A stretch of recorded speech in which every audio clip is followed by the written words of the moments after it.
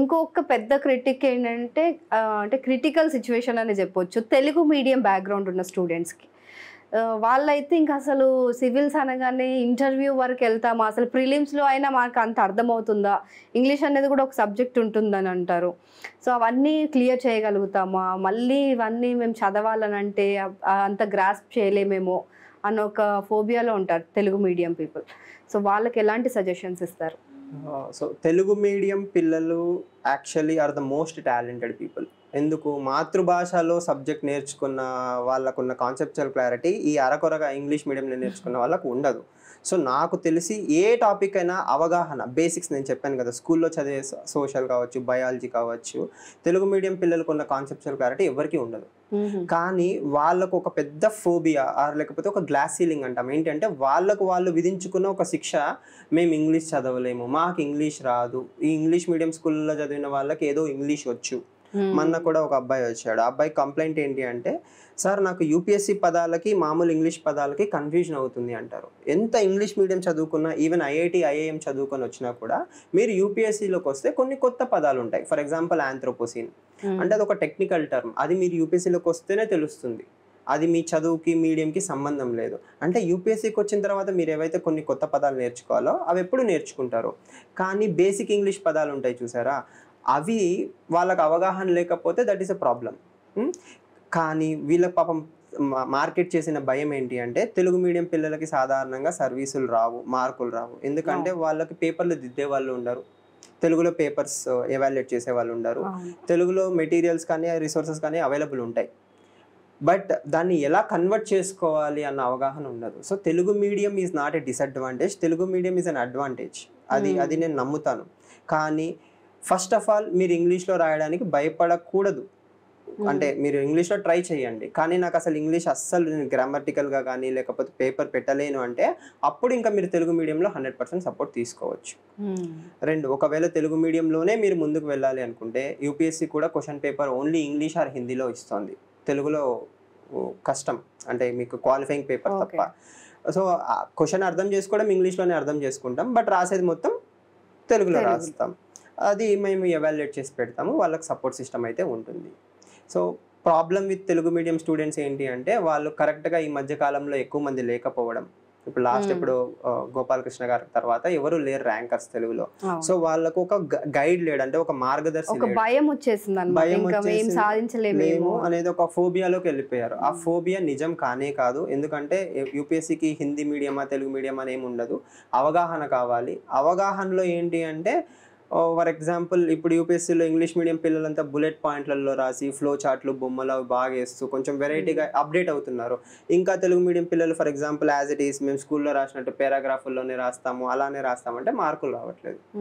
ఆ ఓరియంటేషన్ మార్చితే ఖచ్చితంగా తెలుగు మీడియం పిల్లలు దే కెన్ క్రాక్.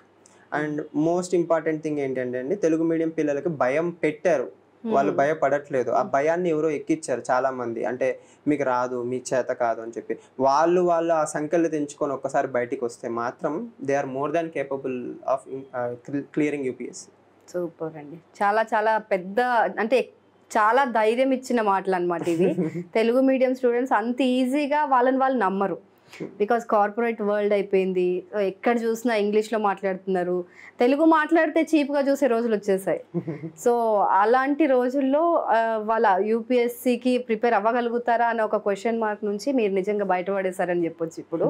అలాగే ఎన్సీఈఆర్టీ బుక్స్ అని కూడా వింటుంటాం, చాలా కీలకం సివిల్స్ చదవడంలో. సివిల్స్ క్రాక్ చేయాలంటే ఎన్సీఈఆర్టీ బుక్స్ చాలా మెయిన్ అని వింటుంటాం కళ్యాణ్ గారు.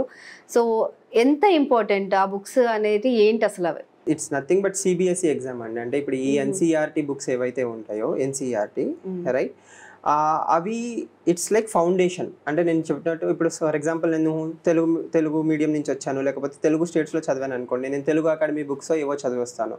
బట్ ఇదే సిబిఎస్ఈ పిల్లలు ఏం చేస్తారు, ఎన్సీఈఆర్టీ బుక్స్ చదువుతారు కదా. ఆ ఎన్సీఈఆర్టీ బుక్స్లో ఏమంటే కాన్సెప్చువల్ క్లారిటీ అనేది చాలా డిఫరెంట్గా ఉంటుంది. So that's more qualitative in nature. Okay, so ఆ బుక్స్ చదివితే మీకు స్కూలింగ్ తర్వాత ఏదైతే అవగాహన రాహిత్యం ఉందో అది ఖచ్చితంగా కవర్ అయిపోతుంది. అంటే దే ఆర్ లైక్ ఫౌండేషన్. అంటే ఇల్లు కట్టాలి అంటే పునాది లాగా యూపీఎస్సీ చదవాలి అంటే ఎన్సీఈఆర్టీ బుక్స్ అనేవి చాలా స్ట్రాంగ్ పునాది. ఓకే, ఆ పునాది లేకుండా తర్వాత క్లాసెస్ అవన్నీ కూడా వర్కౌట్ కావు. అయితే మేము అమిగోస్లో ఏం చేస్తామంటే ఫస్ట్ ఎవరైనా కోచింగ్ జాయిన్ కాగానే first 1 month we will make sure that they have basics. అంటే ఒక నెల రోజులో ఒక నెలన్నరో వాళ్ళకి ఎన్సీఆర్టీ క్లాసెస్తో మంచిగా అవగాహన పెంచుతూ then will take them further. Okay, so NCERTs అనేవి ఎప్పటికైనా పునాది.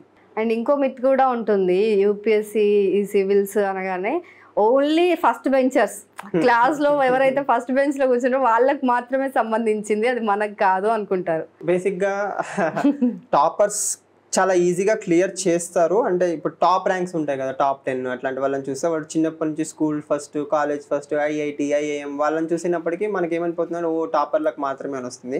కానీ మిగతా 700-800 ర్యాంక్స్ చూసారనుకోండి, majority of them are people who are looking at UPSC. అంటే యూపీఎస్సీని ఒక సెకండ్ ఛాన్స్ లాగా చూస్తారు.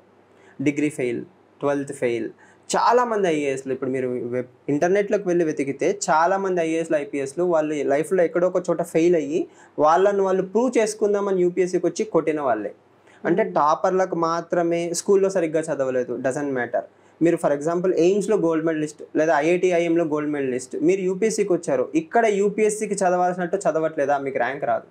Because you're topper outside doesn't mean మీకు యూపీఎస్సీలో ర్యాంకులు వచ్చేస్తాయని.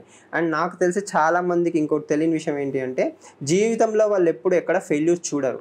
వాళ్ళు ఫెయిల్యూర్ చూడకుండా ఫస్ట్ టైం యూపీఎస్సీకి వచ్చేటప్పటికి ఏమవుతుందంటే యూపీఎస్సీలో ఫెయిల్యూర్ చూస్తారు, ప్రిలిమ్స్ కాదు, ఫస్ట్ టైంలోనే.